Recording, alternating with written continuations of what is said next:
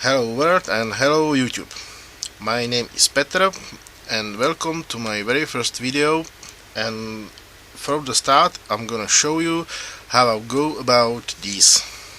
This is an old type of flashlight, very common in the Eastern Europe.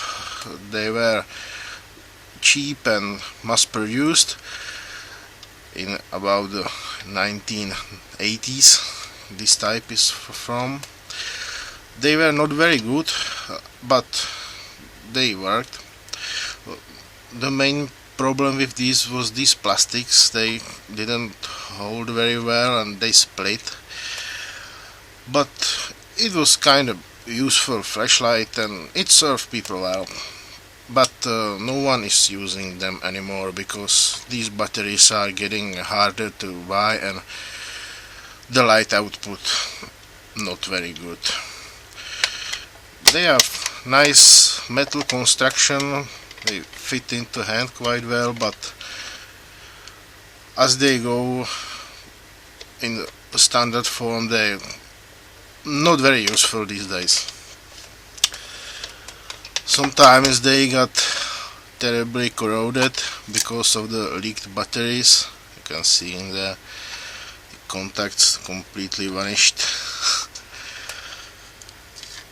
But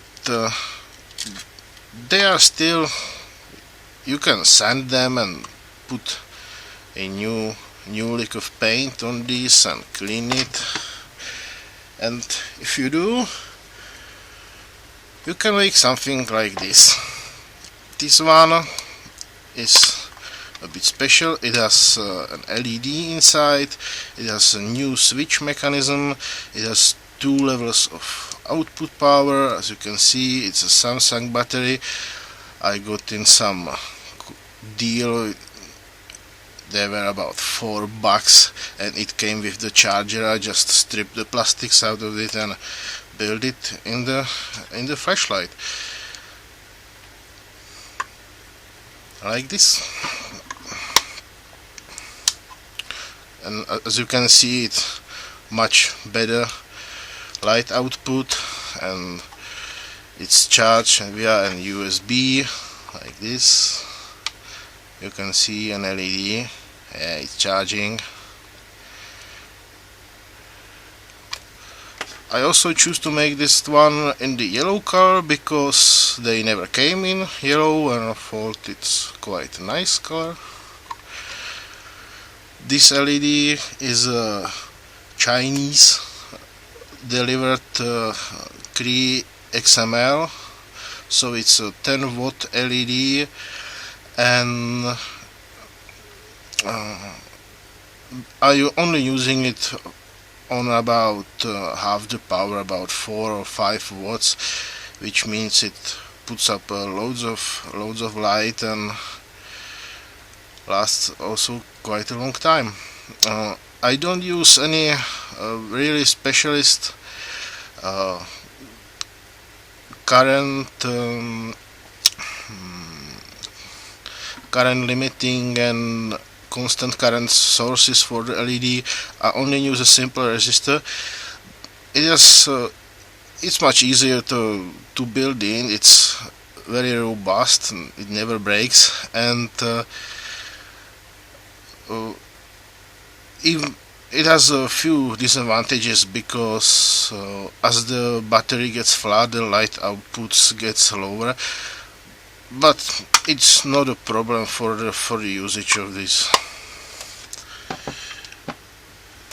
This one got a new paint. It was originally quite a nice one, so the plastics are shiny and new.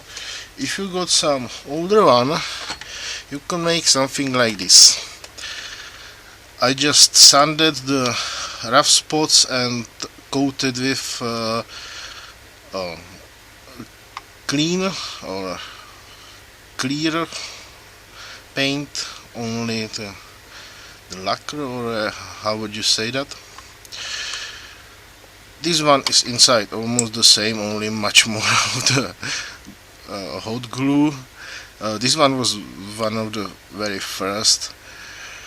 This has also the Cree XML2, but this one is delivered by an official store or dealer of these LEDs. So I'm quite sure this is a real XML in the highest quality, and it shows. It lights very nice, but I have to say I cannot with the same power and the same optics. The Chinese ones are producing almost the same amount of light. I cannot distinguish between them.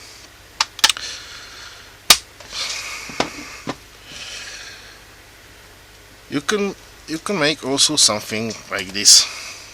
This is also one of the first ones I've made, and it's the finish is in car undercoat, like the stuff you put on the underside of the car, stone chip, some call this, and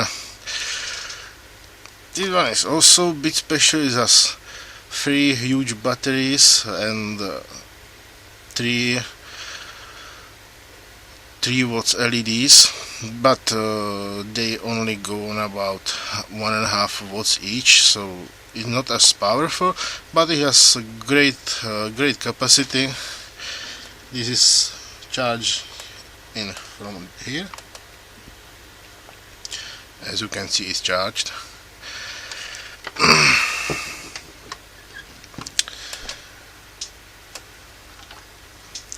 I have also made one of these. This one has some huge, quite huge aluminium bars on the bottom, and it helps to dissipate the heat. This one is working on the full 10 watts, and when it's charged, then it's full 10 watts. It drops down, and this one is really quite powerful, but also quite heavy because of the aluminium bars, and I have much stronger switch for the high and low beam. Also the switch, if you remember here, they got this dinky little contact which almost never worked, and when you press the light, even when it should be off, it could light up because I put in these micro switches and they work perfectly.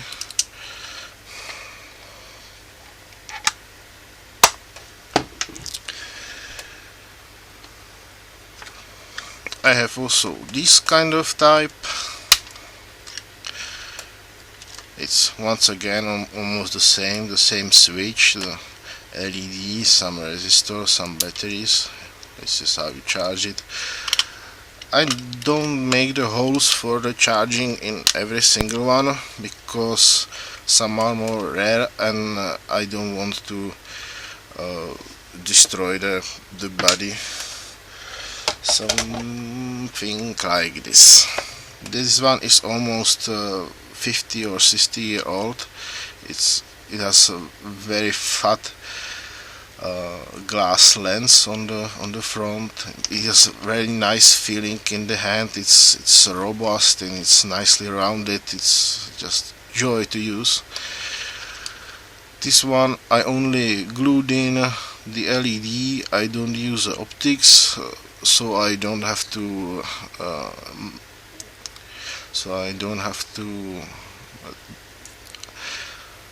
how would you say it, modify this reflector.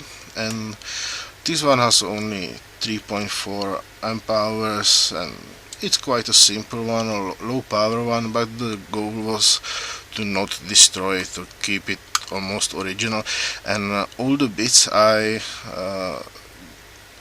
take from these old ones, I keep them, but they are still very common. You can buy this type of very old one for about $10 on the Czech auction sites. and they are still very common, but not like this, not with the LEDs and everything inside. It's also completely stealth. You wouldn't tell if you don't look directly into the LED. And this one is not as powerful, but in the dark it's very good. I also have one like this. This was the most difficult to upgrade because there's really not much space, and also there's a problem of how you dissipate the heat. And this one is working on full 10 watts, and how I'll go about cooling it, there is wrong one. There is one tiny little fan inside and some cooling elements. It's charged from the bottom. There is 5 amp hour cell and the charging circuitry. I always make them so it wouldn't be very obvious that they were somehow upgraded only when you turn them on, and it's quite a shock for some people.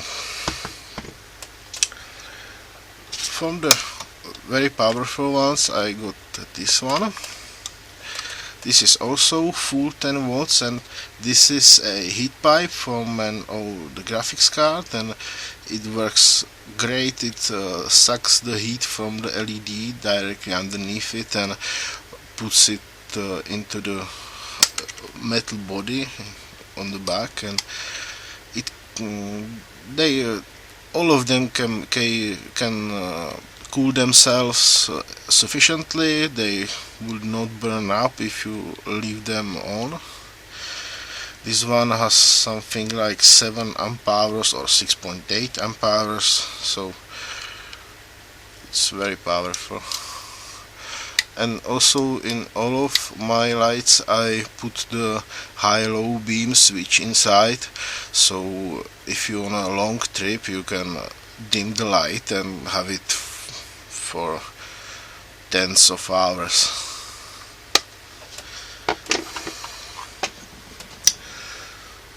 From some different type, this one is very cute because of the lens, and yeah, as you can see, this one could be turned on like this or like this. Also a nice one. Not many of these type of enclosures. And for the last one I will show you. This is a really old one. It came in with the lens broken. It had some corrosion. I started to sand it and it started to look great because the logo, this is the original manufacturer of these lights. They later were rebranded for the My Day, and Daimon was the first original one. And inside, as usual, hot glue and some LEDs, but this one looks the most retro looking, and when you have it somewhere with you, they say, what kind of scrap do you have here, and you turn it on and they are put on their asses kind of. Right, these fellas are my collection of custom made lights. I've made many for my friends and family. My mother has one. All of my friends, about 15 pieces between people, and all of them love them. And I sometimes make them custom ones because one guy loves orange, so I made him orange one, and he's happy. And yeah, if you can get these old kind of lamps or flashlights, you can modify them and have them working for you every single day. Not like this, but much more like this. Oh no, it's on a low beam. High beam. Yeah. That's this. Thank you for watching. See you in the next video. Leave a comment. I'm just starting, so every like helps. Bye.